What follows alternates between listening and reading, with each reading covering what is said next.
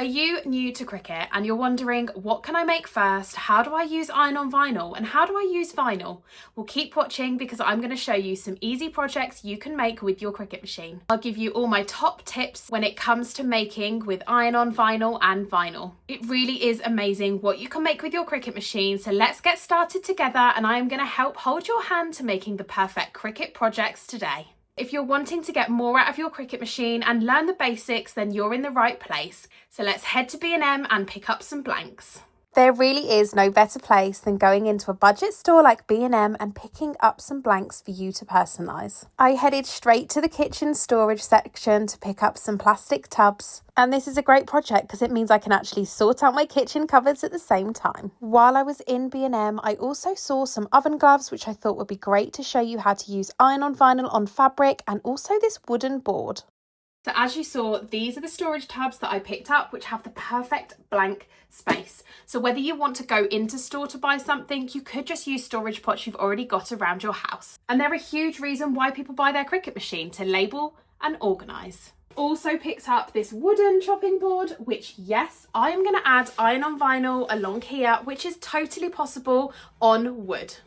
And I picked up some oven gloves, which of course are a fabric material and are great for iron-on too. So let's get personalising. All of the machines connect via Bluetooth to Cricut Design Space, which is where you'll do all of your designing, and then it Bluetooths to the machine, which knows what to cut. There are millions of images and fonts and projects ready for you to get started straight away. Today I'm going to show you how to make this project on my Cricut Maker 4, but you can actually do this project on any machine. There are two ways to cut material on your Cricut machine. You can either use the Cricut Smart Materials, or you can cut materials on a cutting mat.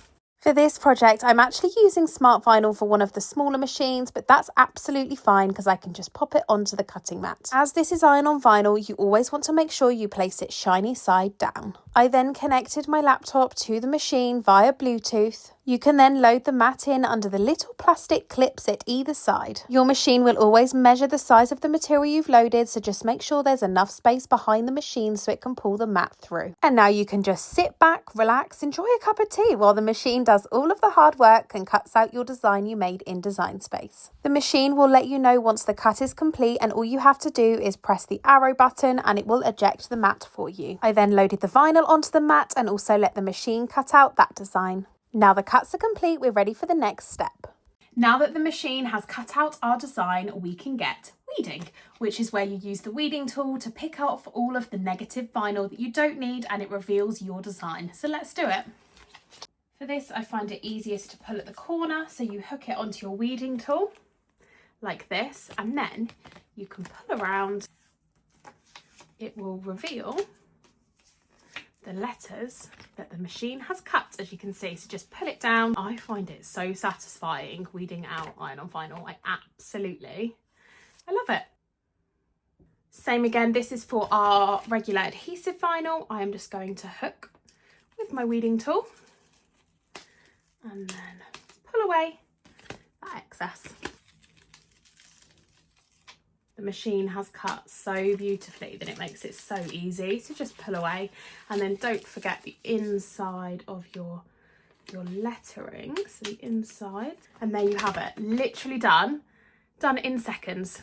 So we are now ready to stick these onto the jar, and you might be wondering, how are we going to transfer the text across onto here but keeping it straight? We'll need something called transfer tape, and this is a sticky plastic that will lift up our vinyl that we can easily transfer it across onto the blank, and I will show you exactly how to do that. So open the transfer tape box and you can pull out the full roll. I always like to cut a piece to size of my design. You then want to remove the full transfer tape off of its backing sheet and place it on top of your vinyl. This is then when you'll need your little scraping tool, and you can apply pressure to the top to make sure that vinyl sticks to the transfer tape. I find it easiest to turn over and then remove the vinyl backing to leave the vinyl on the transfer tape. Find the perfect positioning on your blank and get that scraper tool out again to apply pressure on top. Once you're happy it's stuck, you can then just lift the transfer tape off and it will reveal your design left in place. I then repeated the process exactly the same for the other storage container, and it really didn't take long at all. It was such a super easy and quick project to make, which is the perfect one to do if you're a beginner. I'm so pleased with how they turned out, and now we can move on to the iron-on vinyl. For iron-on vinyl, you will need a heat press and I absolutely love my Cricut mini press. A heat resistant mat like this one is also essential when it comes to pressing fabrics because it retains the heat and stops it from damaging the surface below. Once the mat's in place, I can then place my design on top of the oven gloves. I always like to use heat resistant tape to make sure that it keeps the design in place. Once the design is stuck down and I'm happy with the placement, it's time to get pressing. Cricut have a great heat guide if you're ever not sure on the timings and temperature needed to press a certain material. For these oven gloves, I went for a medium heat setting and I pressed for about 45 seconds. All Cricut iron-on is a cool peel, so just remove the heat resistant pad and you can put it to the side to cool down. Next up, I moved on to the wooden chopping board, and yes, you can use iron-on vinyl on wood. I used my Cricut heat resistant tape again to keep it in place, and back with the mini press we could get pressing. Iron-on vinyl is great on wooden surfaces, especially when they've got a texture. Then I left this to cool, and once it was cool, I could then remove the carrier sheet from the top. It's really important to do this slowly because you don't want to damage your design. I also removed it from the oven gloves we did earlier, and I absolutely love how this bold monogram turned out.